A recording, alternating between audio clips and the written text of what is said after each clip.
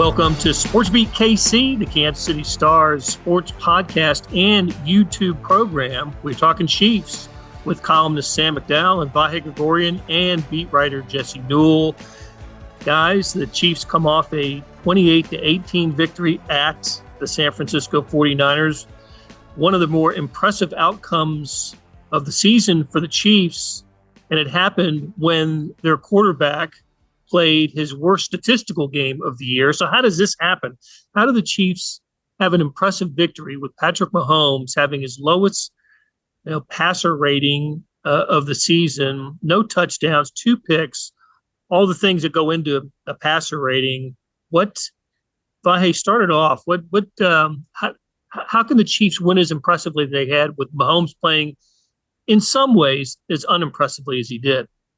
Yeah, there's a lot going on this point, Blair. And so Patrick Mahomes is the NFL interception leader right now, tied for it, unless somebody eclipsed him last night.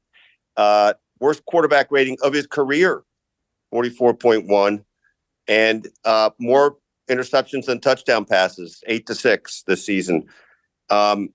But you wouldn't say his imprint wasn't on this game. I mean, it's there's about 10 reasons why they win any game, right? And Patrick was certainly a key part of it, but with his legs and with his fire more than with his arm. And we've got to acknowledge the increasingly depleted receiver core, and that despite that, they scored more points than they've scored in this entire 12-game winning streak, 28. So Sam got into this a little bit in his column about how it's not just Patrick Mahomes and Travis Kelce's Chiefs anymore. And you can look across the board at how they won this game. You've got the defense with 3 interceptions. They had 2 all season before that. They were all key interceptions, 2 that led to touchdowns, 1 that prevented one, 2 from rookies. It's just kind of, a fascinating aspect of this. Noah Gray, big contribution on offense. Kareem Hunt running. They had the ability to move the ball on the ground in ways that are becoming increasingly apparent that they can do, even when they're down Pacheco. So it's all of that. It's the array of things that they're able to do. And again, you cannot minimize what Patrick did with responding to being literally punched in the throat and being stronger for it.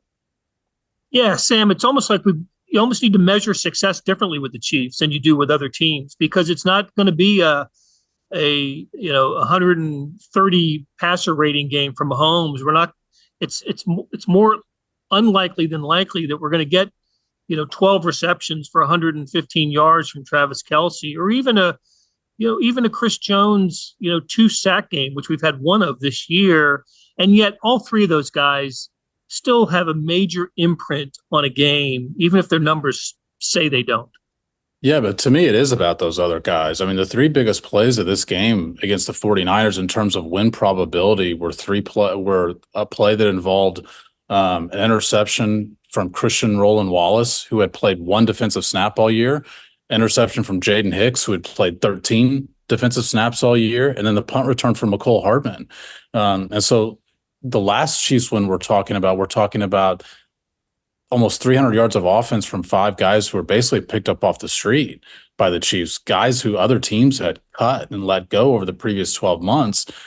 And then this game, we're talking about guys the Chiefs weren't even using over the first 5 weeks of the season. I mean, they're getting contributions from, who would have gone into this game saying, okay, Blair, you do the players to watch every week. I don't think we had Roland Wallace on the list. I don't think we had Jaden Hicks on the list. I don't think we had McCole Hardman on that list. And I don't know if the week before you would have had the guys on the list that contributed to that win against the Saints. So it really speaks to, I think, first of all, the foundation that the coaches have set, but the preparation that these guys have. And a lot of this just comes back to one guy, to me, which is Steve Spagnuolo.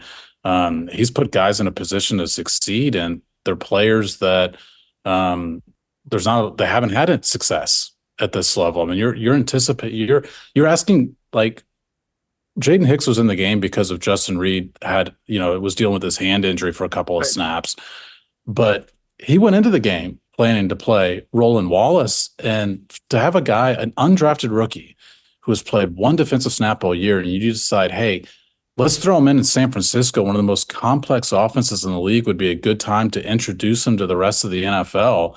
Like I said, I think it's a real credit to their defensive coaches, their secondary coach Dave Merritt, and Steve Spagnuolo specifically. I want to credit Sam McDowell because, listen, guys, we're around the team. We're around them in training camp. We all do roster projections, and I guarantee you nobody on God's green earth had Chris Roland Wallace as a 53-man roster guy on roster projections. Yeah. Sam walked right up to Chris Roland Wallace. I'm calling him Chris because I think we call him Chris. He's been called Christian other times. He walked right up to him and started interviewing him in the locker room, and I'm not sure I would have known what he looked like. If Chris Roland Wallace came up to me and said hi, I would have said, hi, and tried to look at his number real quick because I'm not sure I would have recognized him. That's the kind of guys that are making game-winning plays for the Chiefs. And I thought something that was interesting from the locker room that Brian Cook said. I was asking about all these guys, about Jaden Hicks, about Chris Roland Wallace. And I think this does speak to what Sam's point of Spagnuolo and Reed and the coaching staff, but also the culture that they've created inside the locker room. Brian Cook said, look, those guys, they don't hold their breath when Chris Roland Wallace comes in. They just expect him to perform. They expect him to he even used the term like nobody's holding their breath when he comes on the field. I think there's something to that because you've seen all these other teams. I mean, there's a million other teams out there, or at least 10 or so in the NFL, that make excuses that say, hey, this receiver's down, or hey, you're the Jets. This quarterback can only play with these receivers. He needs this one in here, for it all to work. The Chiefs don't make those excuses. They just 49ers, the 49ers made those excuses after the game. Everybody's talking about, they lost their 3 top receivers. What were the Chiefs playing with, right? Like they lost 3 of their top 4 receivers. So it is just very interesting. The way that the Chiefs handle adversity, I think, is different than other teams. And Justin Reed spoke to it after the game. He said that those guys all get together. They try to help each other out. There's sort of this thing in the locker room, which is like, we are all in it together to help everyone out so that when their time comes, we trust them and we believe in them and we think they're going to succeed. Brian Cook was saying after the game, he's like, hey, Chris Roland Wallace has been great. We've seen what he does in practice. We know how hard he works. And because of that, when he steps in there, we're ready for him and we believe he's going to succeed. And I just think the Chiefs have this sort of system, or in your case, Sam, if you want to talk about formula, in place right now where the pieces don't matter as much as the foundation that's been built. And so that's a huge credit to Andy Reid, Steve Spagnuolo, Brett Veach, whoever you want to talk about, that these things that are all happening to the Chiefs has not impacted them like it's impacted so many other NFL teams out there. And these guys that you would not expect to make plays are making plays for the Chiefs when they might not for other teams.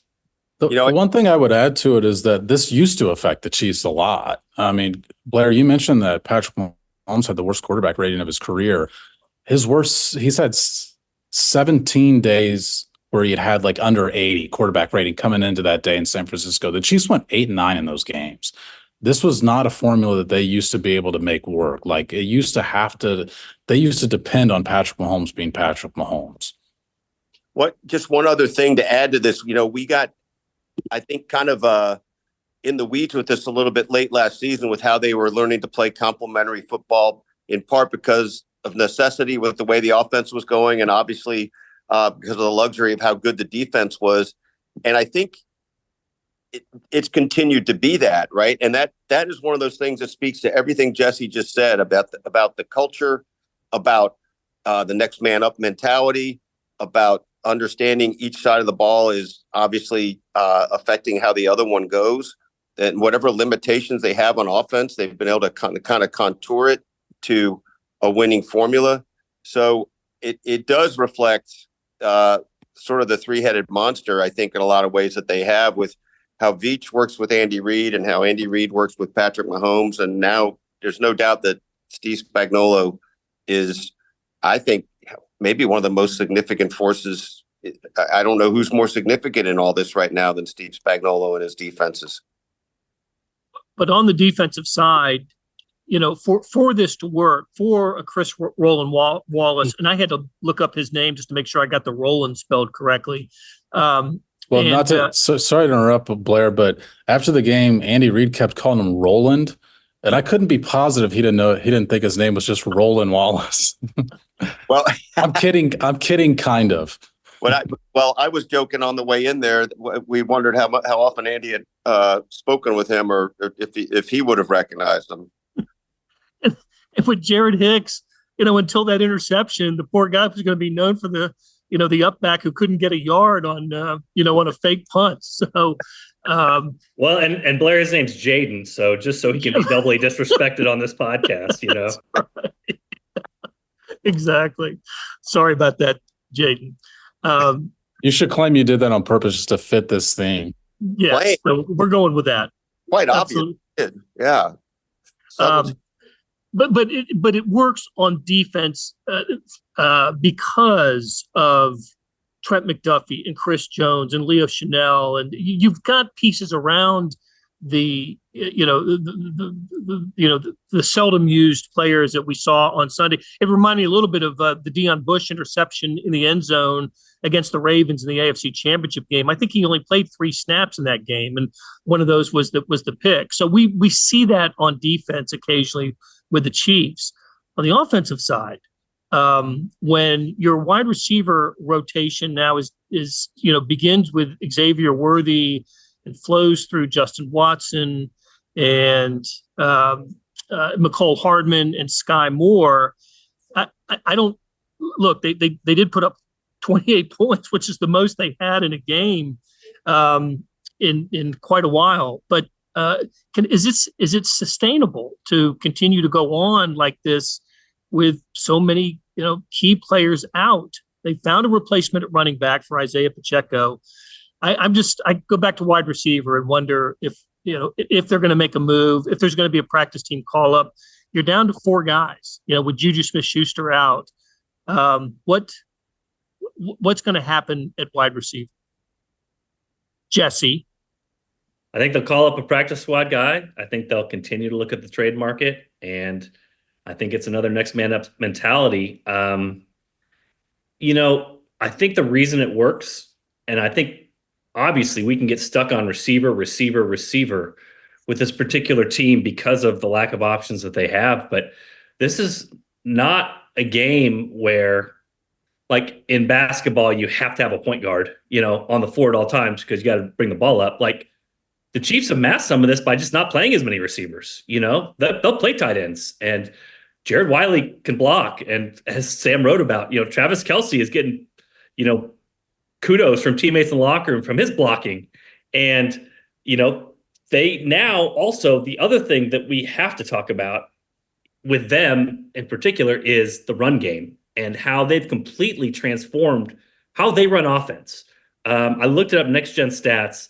The Chiefs had 23 designed runs between the tackles against the 49ers, which is known as a good defensive team. The most they've had in a game since 2016. This is not a normal Chiefs offense. I mean, I think it was the most anyone has had this season, Jesse. I mean, this is not what we're used. Like, we talk about Mahomes and his numbers being down and not producing like he normally does.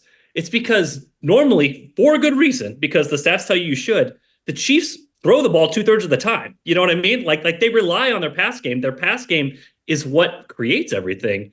That's not the case this year. Like, they are just taking it downhill against teams, and they're gaining 5, 6, 7, 8, 9 yards. And we heard Matt Nagy talk about this last week when I asked him about his team's downhill run game. He says it takes a lot of pressure off of your offensive line to pass block. It takes a lot of pressure off your quarterback, who really hasn't found his stride yet. So I totally agree with you, Blair. There's going to be a lot of focus on the receivers. I actually would be surprised if the Chiefs don't trade for a receiver at some point here, just because of the depth and how low it's gotten at this point. And whether that guy can come in and contribute right away probably remains to be seen. But I just think that the Chiefs, it's sort of like the defensive thing we talked about. I think that they feel like schematically and, sum is greater than the parts sort of way. I feel like they think that they can just kind of maneuver these things around. And because their run offense has been so successful, their interior guys have been so good at moving guys off the ball, this offense can succeed kind of in a different way than even a lot of other NFL teams, and definitely different than what Patrick Mahomes teams have done in the past. Well, Noah Gray was certainly a big part of it on Sunday. Probably the best game of his career. He was Pro Football Focus top-rated player for the Chiefs on that day. Leo Chenal was second. How interesting. Leo Chenal had the big game against the 49ers in the Super Bowl, comes up big again. And speaking of players who come up big against the 49ers, what is it that gets into McCole Hardman when he sees that particular shade of red and gold of the San Francisco 49ers. He was just terrific again. I think the Chiefs, as we've seen in previous games, the regular season a couple of years ago and this past weekend, the Chiefs really take advantage of San Francisco's aggressiveness on defense. And McCole Hardman and Xavier Worthy had an end around as well. So, hats off to the Chiefs staff for recognize it.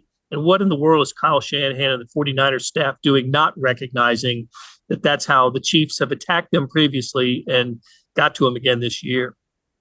A key point in the McCole formula is McCole being McCole, as Sam divined from talking to him after the game, where he divulged that he was supposed to fair catch the 55-yard punt return. So McCole just letting it fly. But Blair, you had an interview with McCole one-on-one last week that proved not only to be a good review of what had happened, but a good preview of what had happened, what would happen. Can we expand that to just actually pat our coverage on the back for last week? We talked to McCole. We gave readers the McCole Hardman preview. He has a touchdown and has the longest punt return the Chiefs have had in 4 years. Jesse wrote everything he just mentioned about running inside the tackles. He wrote that during the week. I had delved into their red zone issues being kind of a fluke. They score on 4 out of their 5 trips to the red zone. The only one they did not score was when they get to the 19-yard line and get sacked on first down. A lot of this stuff for this game, I know seems surprising to people that maybe haven't followed week to week for the Chiefs. But those of us that have, this game fits right into the puzzle that the Chiefs have been building all year long. I mean, when you talk about their wide receivers, Blair, I mean, to underscore what Jesse said, they're not replacing like for like at wide receivers. Instead, they're just choosing other avenues. Their 13 personnel is at 11% this year. Last year was at 6.5 or 7. They're running on first down at 57% of the time. They have never run more than they've passed it on first down under Patrick Mahomes. Their formula is not, hey, let's find somebody to replace Rashee Rice. Okay, Juju Smith-Schuster's out. Let's find somebody to replace him. We don't have that guy. Let's do something different now. A year ago, not a year ago, but Christmas Day a year ago, the Chiefs were a 10.5-point favorite against the Las Vegas Raiders. And I had to go back and look that up to see how big a fit, because they were 9.5-point favorites on the opening line for this week's game when they go out to Vegas. That game on Christmas Day a year ago was in Kansas City and was maybe the worst game the Chiefs have played in the Patrick Mahomes. One of the top 3 worst games, I think, in the Patrick Mahomes era of the Chiefs. They haven't lost since then, 12 in a row. If they win on Sunday in Vegas, they'll match the franchise record winning streak at 13. So, is there any reason to believe that the somewhat flawed Chiefs team that we're seeing now, with the injuries, in addition to the wide receiver injuries now on the defensive side, not only with Jalen Watson, but we don't know about Mike Dana's status. So is there any reason to believe the Chiefs are in for a letdown on Sunday at Vegas? What would be a concern that the Chiefs have going into this game? Well, I mean, I think the concern for the Chiefs is just what you mentioned, Blair. I mean, I think rightfully so. You see some power rankings out there, and some of them don't have the Chiefs number 1. And I get it. You know what I mean? I understand. I get that people can think that the Lions are better than the Chiefs. I don't really might not even dispute that, because there have been times this year when the Lions have been dominant. And you go to these press conferences like we're talking about, and Mahomes is kind of lamenting all the things he didn't do right, and that this team hasn't really hit its stride yet. So this is not the Chiefs team in the past where they would face a Raiders team like this and would be 14-point favorites or something crazy in the NFL. It's still the NFL. I mean, one thing is just, a turnover or two, and all of a sudden you're kind of an even game, and, things can happen on the cliche any given Sunday. I did see a stat also that the Raiders love to go cover 0 against Patrick Mahomes. And we know that nobody usually blitzes Mahomes. It usually doesn't work out, but those are boom or bust plays. And so Mahomes has got to be good in those scenarios. The Chiefs should be anticipating that, but when you bring cover 0, when you bring everybody and have no safety help, There can be really big plays. I actually remember that play in Vegas. It was Justin Watson who had a really big play not too long ago in Vegas that started off a blowout victory for the Chiefs there. But those are the ones. That's kind of what the Chiefs defense is doing well, by the way, on a side note, which is they're forcing teams to make these really difficult plays, and they're not making them. You know, I dropped that ball last week. If I catches that one, you know, who knows how that game goes, but the Chiefs have combined good defense with teams not taking advantage of the deep shots they have against them. I would say for the Chiefs in this particular game, you've got to figure Mahomes is going to get all out pressured a few times because that's what the Raiders do. Are you going to make the play? Or are you going to have a turnover in that particular play? They're going to try to mix things up, and mixing things up sometimes can have crazy results. The Chiefs can turn those into big plays. They can turn this toward a blowout rather than a close game, which is obviously what the Raiders would love to have. Yeah, the Raiders last year, the team that exposed the Chiefs' inability to throw it deep, because for so long we had blamed the defenses for that. You know, playing two safeties deep is a really hard code to crack when you're trying to get the deep passing game working. And so for the longest time, we said that's the reason the Chiefs didn't have success throwing the ball deep. The Raiders dared the Chiefs to throw deep last year on Christmas Day, and they just couldn't do it. And that really, I think, set the wheels in motion for the Chiefs offseason of, you know, drafting Xavier Worthy, of, you know, adding Hollywood Brown to the mix during the offseason, which obviously they don't have him this year. But I agree with Jesse. I think there's the opportunity could be there for Xavier Worthy to have a big day. But I mean, look, the opportunity was there on the opening play of the third quarter as well. I mean, when you are an offense that is going to have to grind for more stuff than you have in the past, like your margin for error is thinner than it ever has been. You can't miss those shots, and they could have the opportunity to have one or two of those shots in Vegas. Hey, and Vahe, isn't Mahomes in for a little bit better luck? And there's a, you know, look at his two interceptions last weekend. The first one is batted down at the line and actually caught by the player who batted it down, and the second one, I don't know if it would have been caught, but Worthy slipped and fell, and the ball was picked off. So, you know, it's a game that really crushed his passer rating and hurt his stats. But Mahomes, he's not going to get any sympathy from anybody else in football, but he's not catching many breaks. He's not getting a deflected pass caught. You know, he's not seeing a guy make maybe a great catch. A defender's not slipping after a completion to Justin Watson sort of thing. It seems like Mahomes is in for a little bit better luck than he's gotten this year. Yeah, that's probably true. I mean, some of that he's kind of making some of his own bad luck to some degree, but sort of to your point and Sam's point, I mean, I think we look at that game totally differently, if not for the two kind of, I mean, the deflection's basically his fault, right? But it's a different way to get intercepted, and hard to blame him for, letting the ball go when Xavier Worthy was in position to make that before he fell.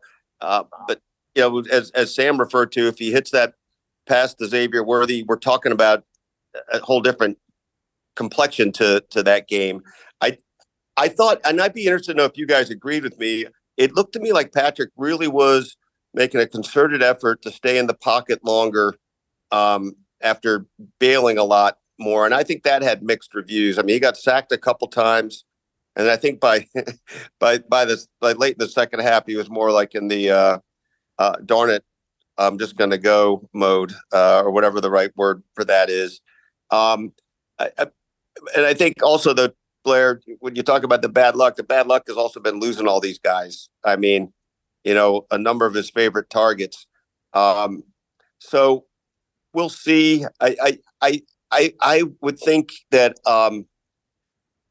anybody watching the Chiefs and who understands kind of what the nitty gritty is about the Chiefs doesn't feel like, Patrick Mahomes is not the guy you want, right? I'd still say he's the guy you want. And it just has not shown up, I think, in the ways we're used to seeing it.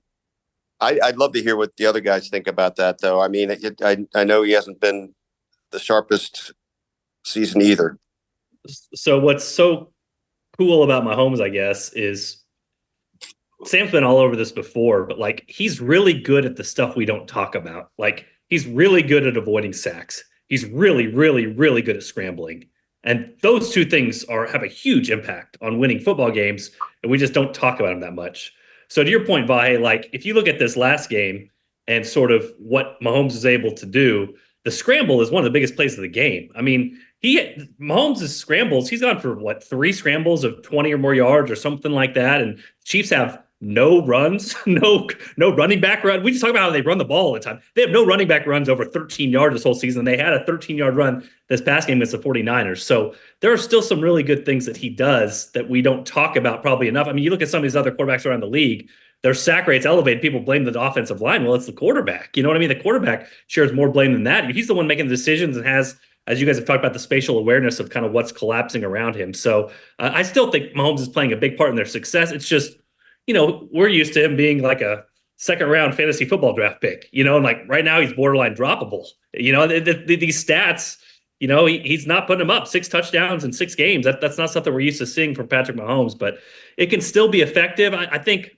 you hit on something kind of interesting, Vahe, which is we know the left tackle has kind of been an interesting project this year, but like you look at some of these advanced stats and not only in the run blocking, but in the pass blocking too, the Chiefs offensive line's played pretty well this year. And some of these next gen stats say that Mahomes is getting pressured less this year than he has in other years. So this is something that Mahomes knows and that he's going to have to figure out. So like you said, Vi, for him to take a step to maybe stay in the pocket more, trust it more, that's a good thing because right now, everybody does expect him to play at a higher level. He expects that as well, but I don't think the circumstances are potentially as bad pass blocking as what it seemed like with his happy feet in there, just because right now, left guard, center, right guard, and then even at times right tackle, that's been 4 spots that have really been locked down at certain times this year. So, I'm sure Mahomes is looking at this and trying to figure out how to get things going in the right direction, more so than they have been so far this year. Yeah, I mean, the 2 plays, I mentioned those top 3 plays in terms of expected points added. The next 2 are the Mahomes scramble plays. As far as positive plays for the Chiefs, because it's a 4th down play that he bowls over the defender, and it's a 33-yard scramble. I actually did not think Patrick Mahomes played that poorly, even though the rating totally disagrees with me on that. I thought he was worse in Atlanta. I thought he was worse in the second half against Cincinnati. But to me, that speaks to the bigger picture here, which is the Chiefs are 6-0, and we've yet to see the A game from their best player. That's a great point. No doubt about it. I don't know what his best game was. Probably the opener, right? Against the Ravens. I mean, statistically it is.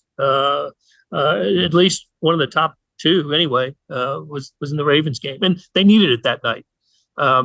So, speaking of the Ravens, watch them on Monday night against the Buccaneers, a team that after the Chiefs play in Las Vegas, the next game is against the Tampa Bay Bucks.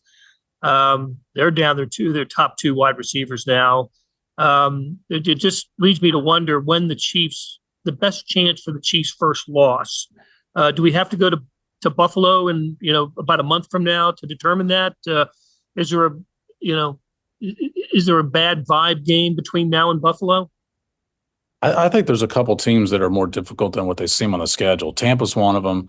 And then the Broncos are playing good defense. Sure. And we've seen teams that pressure up the middle give Patrick Mahomes some trouble at times. And so that's going to be a really interesting matchup for this interior line that Jesse mentioned, as far as they probably have the best 3-man interior in football. But Zach Allen's had a great year for Denver, and Denver covers really well. They probably would have Surtain back by then, I'm surmising. So I think that could be a sneaky tough matchup for him as well. I'll just repeat what I said earlier, which is I just don't feel that this is the dominant team where every week you're going to look up and go, oh, they're 12-point favorites. Like this is just not this Chiefs team. Like we haven't seen their A game, but like we've seen their B and C game when it comes to the other aspects, and that's what it's going to take to win these games. And so they're not out of the woods to lose to one of these other teams. But to your point, Blair, yeah, I mean, at Buffalo, that'll be a game that probably around a 50-50 and probably the best opportunity for a loss. These other ones probably going to be 60 to 75% for the Chiefs to win, which means any given Sunday they could lose it as well if things aren't going their way. And while we haven't seen their A game, we have seen them, I think we can say, become increasingly able to know how to put a game away. And it's not coincidence, right? Out of these 12 wins in a row and the 6-0 this season, 9 or 10 of them have been things that came down to crunch time and to just whether it's guts or wits, they've got a knack for it. Okay, we'll save the prospects of an undefeated season for another show then. Meanwhile, that'll wrap up another great conversation about the Chiefs with beat writer Jesse Newell and columnist Sam McDowell and Vahe Gregorian. Shout out to our producers, Randy Mason and Monty Davis. Hey, leave us a message or a comment and let us know what you thought of the show. And we'll be back soon on Sports Beat KC, where we talk sports in and around Kansas City.